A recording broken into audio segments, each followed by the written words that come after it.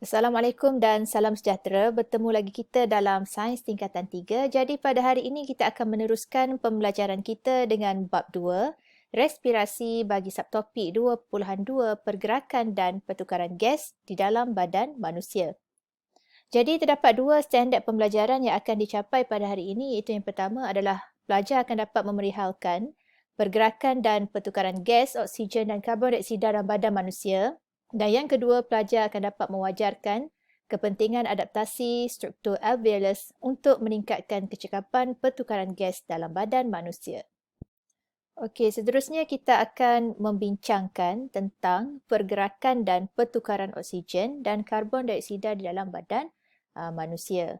Okey, jadi sebelum ni pada minggu lepas kita telah belajar bagaimana laluan udara dalam mekanisme pernafasan kita, di mana apabila kita menarik nafas, udara akan dibawa masuk ke dalam paru-paru kita melalui rongga hidung dan kemudiannya udara itu akan melalui trakea pergi ke bronkus, yang bercabang dua tu.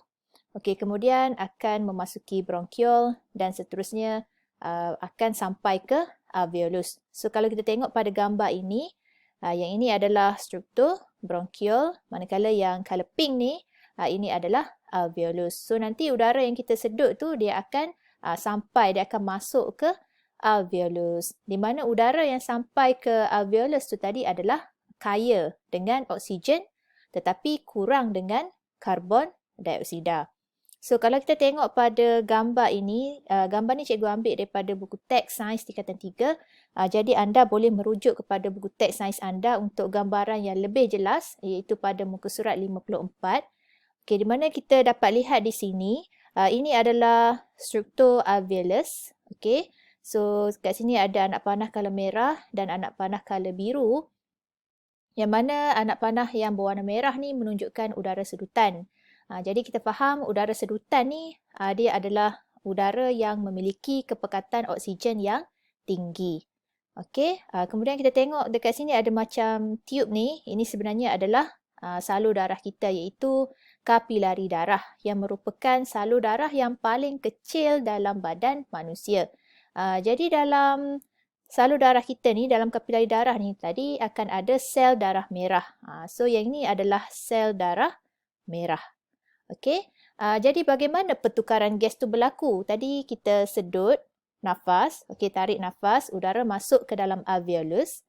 Dan kita faham tadi udara yang masuk tu adalah udara yang tinggi dengan kandungan oksigen. So bagaimana oksigen tu tadi akan pergi kepada salur darah kita. Jadi kita faham kat sini pertukaran gas tu dia berlaku melalui satu proses fizikal yang kita panggil sebagai resapan.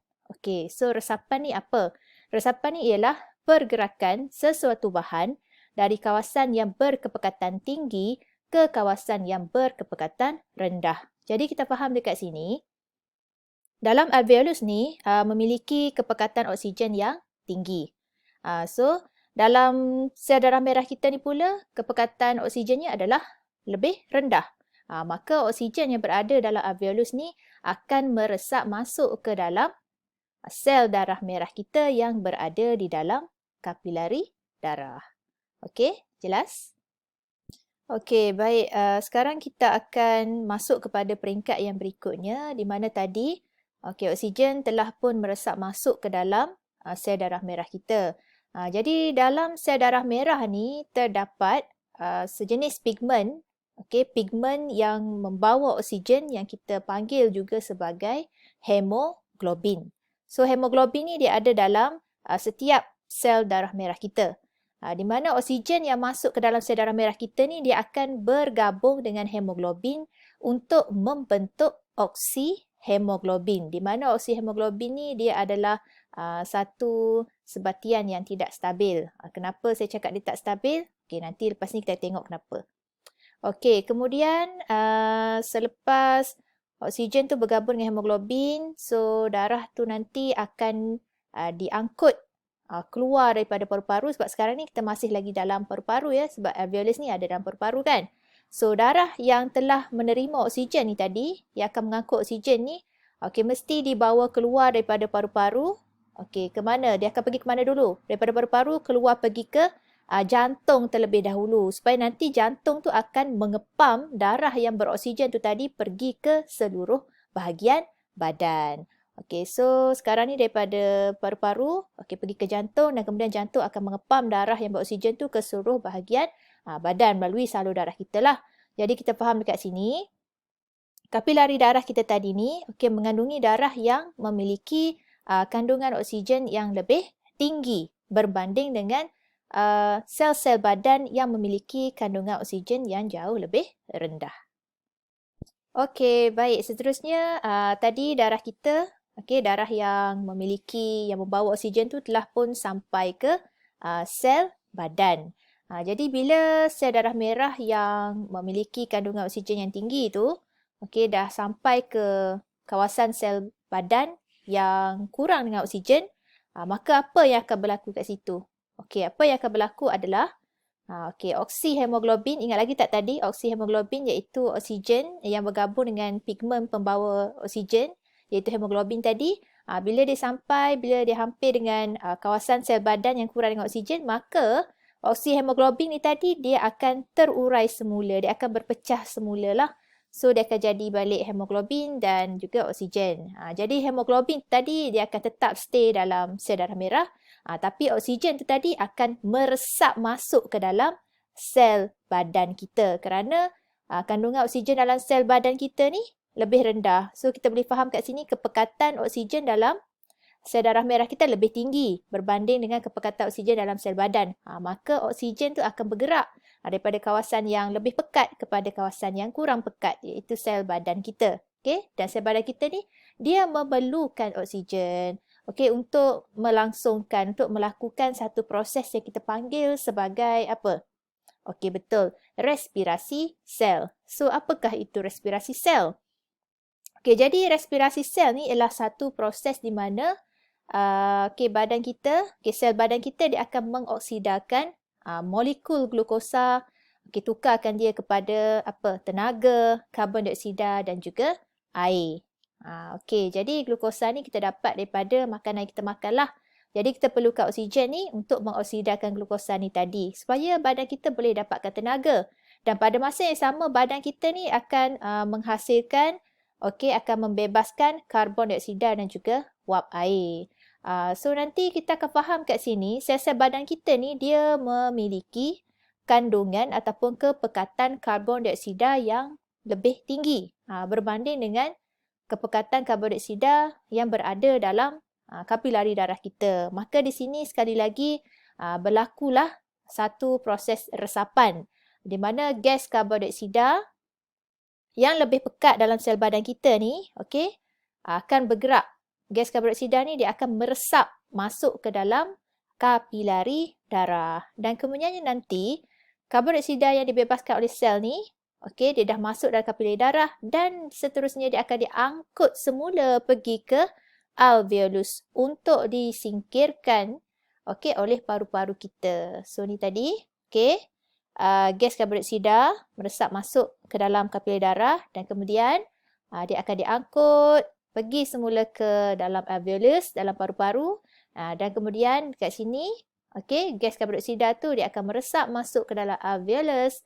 Dan kemudian bila kita menghembus nafas, maka gas karbon dioksida telah disingkir keluar dari paru-paru kita. Baik. So kalau kita tengok pada gambar ni, kita dapat tengok kenapa sel darah merah yang ni colour biru. Sebenarnya sel darah merah kita ni semuanya warna merah. Cuma kat sini dia nak bagi tahu sel darah merah yang ni adalah sel darah merah yang kurang dengan oksigen. Sebab yang ni tadi kan dia datang dari sel badan. So sel darah merah yang masuk semula ke dalam paru-paru kita ni adalah sel darah merah yang kurang dengan oksigen. Supaya nanti proses tu tadi, proses pertukaran gas tu akan terus berlaku. So bila oksigen dia masuk semula ke dalam sel darah merah kita. So sekarang ni sel darah merah kita kaya dengan oksigen dan proses ini akan terus berulang dan berulang-ulang. Baik. Seterusnya kita akan masuk kepada kepentingan adaptasi struktur alveolus. So kita kena faham dululah maksud adaptasi ni. Adaptasi ni bermaksud pengubahsuaian. So kita faham kat sini pada struktur alveolus itu sendiri terdapat beberapa pengubahsuaian bagi membolehkan alveolus itu dapat melakukan pertukaran gas dengan lebih cekap dan optimum. So, kita tengok satu persatu. Okay, so adaptasi yang pertama adalah ketebalan dinding alveolus dan juga kapilari darah. Di mana alveolus dan kapilari darah kita ni dia mempunyai dinding yang sangat nipis, iaitu setebal satu lapisan sel sahaja. So boleh bayangkan tak, dinding alveolus dan kapilari darah tu hanya setebal satu sel saja. Maksudnya sangat-sangat nipis.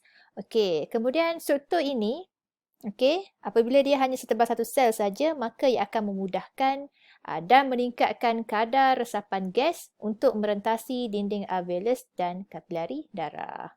Dan faktor yang kedua, adaptasi yang kedua ialah kelembapan dinding alveolus. Jadi kita tahu bahawa dinding alveolus ni dia sentiasa lembap. Kenapa dinding alveolus ni dia kena sentiasa lembap? Sebab nanti dia akan membenarkan gas respirasi, iaitu oksigen dan karbon dioksida tu tadi supaya melarut, dan seterusnya akan meresap masuk ke dalam kapilari darah. Maksudnya gas tu tadi, gas oksigen tu tadi dia mesti melarut terlebih dahulu, pada dinding alveolus kita yang lembap tu sebelum dia boleh meresap masuk ke dalam kapilari darah. Dan yang ketiga, adaptasi yang ketiga adalah luas permukaan alveolus. Di mana paru-paru kita ni mengandungi berjuta-juta alveolus yang bersaiz sangat kecil dan halus tu, dia akan menyediakan luas permukaan yang besar untuk pertukaran gas. Kenapa? Sebab bila bilangannya banyak, maka luas permukaannya pun akan jadi lebih besar.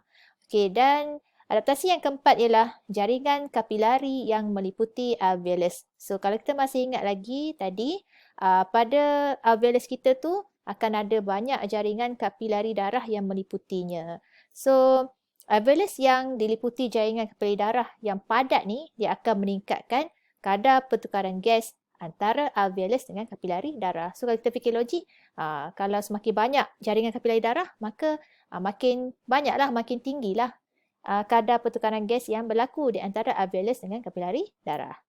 Jelas?